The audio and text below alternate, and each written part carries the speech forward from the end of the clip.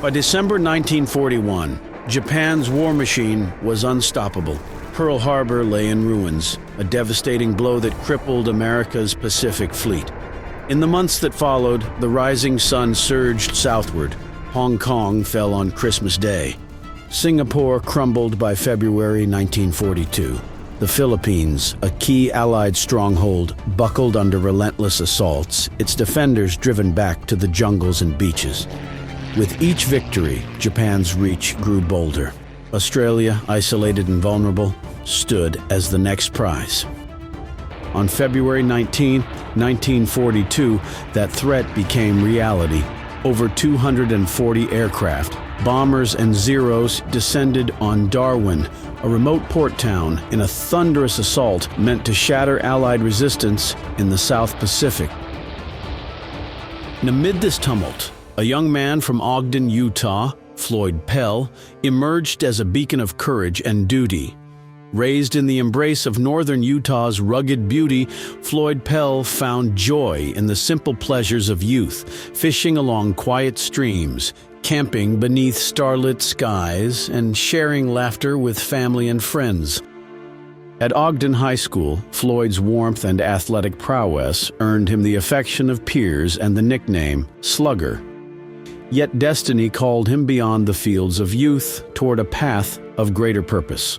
Being awarded a slot at West Point at the time, at the military academy in 1933, was something that was probably not only unique, but very, it was something that my grandparents were so proud of, I'm sure.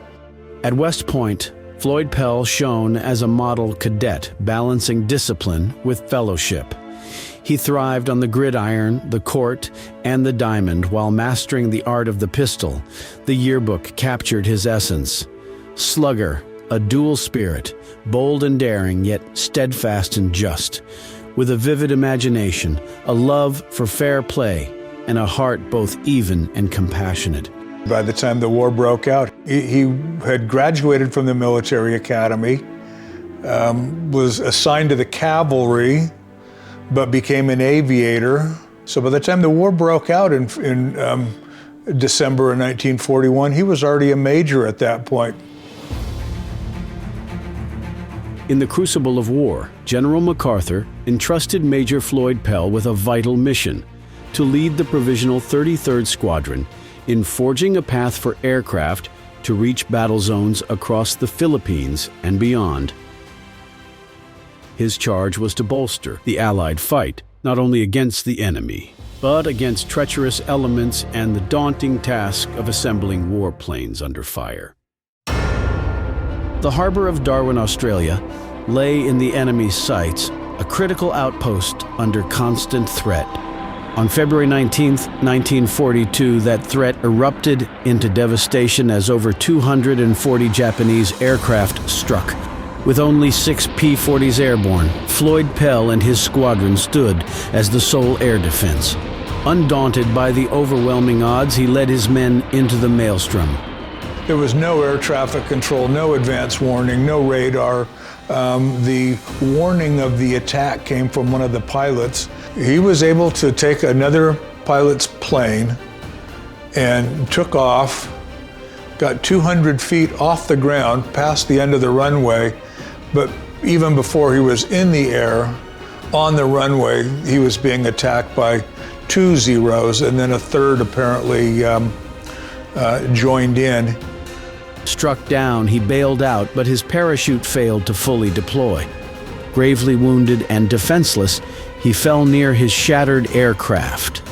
An enemy plane swooped low, its guns blazing, ending his life in an instant. When word came of Floyd's death and the battle in Darwin, there was a memorial planned at Hill Field here in Utah. The honors were read that he gave his life in service to his country, and his father, being such an eloquent writer, memorialized that, and also shared that is inscribed someplace, I believe, in the chapel at West Point, that he called it the Ode to Floyd, And he was an awfully proud father. I felt your going keenly, yet perhaps there is a mission for us all that must be done. Perchance a guiding influence was needed over yonder, and so that is why they send for you to come. All the things that you have left me, which are many, will be treasured throughout the years. Those who will share them when I have finished will realize that they have been bathed in silent tears. To honor Floyd Pell's unyielding bravery, General Douglas MacArthur named a parcel of land near his Australian command post, Camp Pell. Through the war's duration, it stood as a testament to his sacrifice. Floyd Pell's remains were brought home to rest in the hallowed grounds of West Point's cemetery, where his spirit rests among heroes. For his gallantry, Major Floyd Pell was awarded the Distinguished Service Cross and the Purple Heart, badges of a life given in service to freedom. His courage on that fateful day echoes still. Though his life was cut short, Floyd Pell's defiance inspired those who fought on, securing his place as a hero of the Pacific Theater, forever etched in the annals of history.